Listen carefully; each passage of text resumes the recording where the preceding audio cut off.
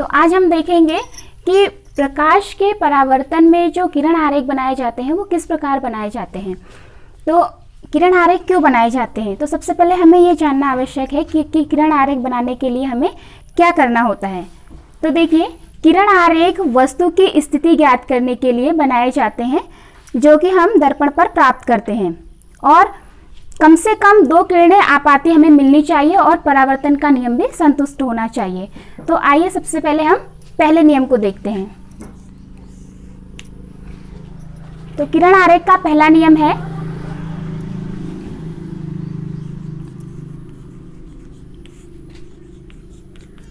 मुख्य अक्ष के समांतर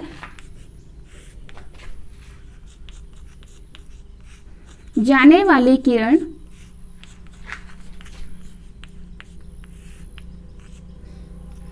परावर्तन के पश्चात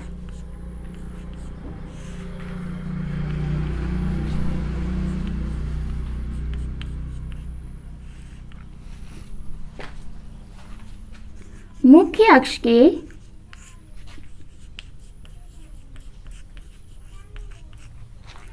फोकस से होकर गुजरती है।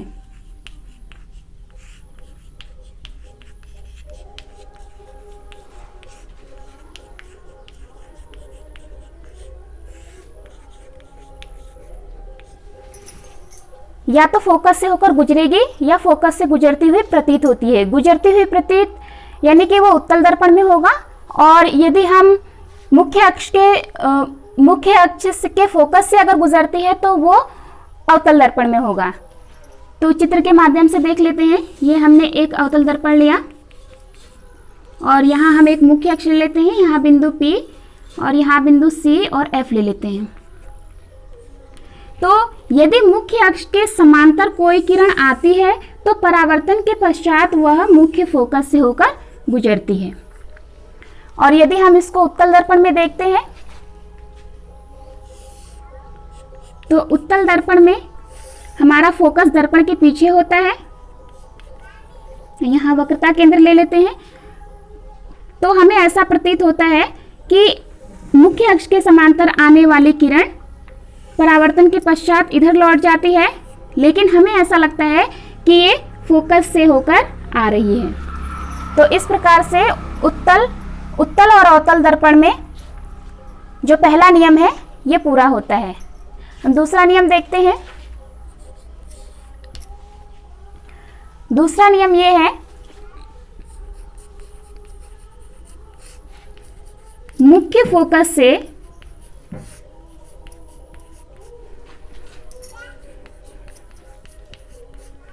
आने वाली किरण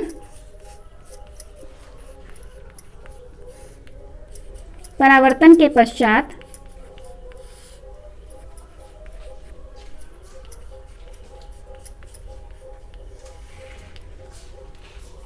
मुख्य अक्ष के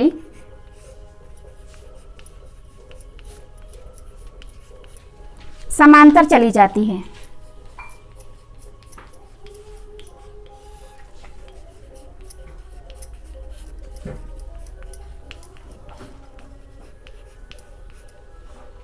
इसे भी हम चित्र की मदद से देख लेते हैं। ये हमारा अवतल दर्पण है और इस पर हम एक बिंदु P लेते हैं जो कि दर्पण का ध्रुव है, और यहाँ फोकस लेते हैं, यहाँ कहीं वक्रता केंद्र ले लेते हैं। तो फोकस से आने वाली जो किरण होगी वो परावर्तन के पश्चात इस मुख्य अक्ष के समांतर चली जाती है। तो ये आपका किरण आरेख का दूसरा नियम हो गया। अब आते हैं तीसरे नियम पर।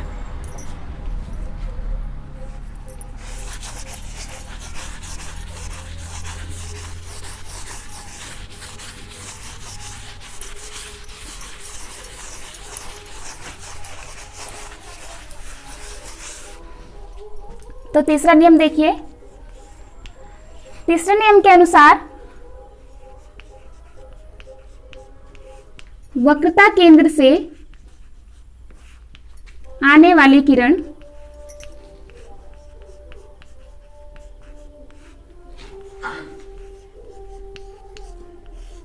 अपने ही मार्ग पर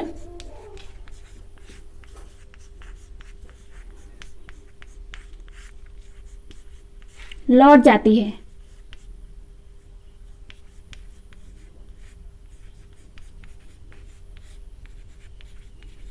और इसे भी हम चित्र के माध्यम से ही देख लेते हैं। एक दर्पण लेते हैं जो कि अवतल दर्पण है, और मुख्य अक्ष लेते हैं, इसका बिंदु P और फोकस F और वक्रता त्रिज्या, वक्रता केंद्र C लेते हैं।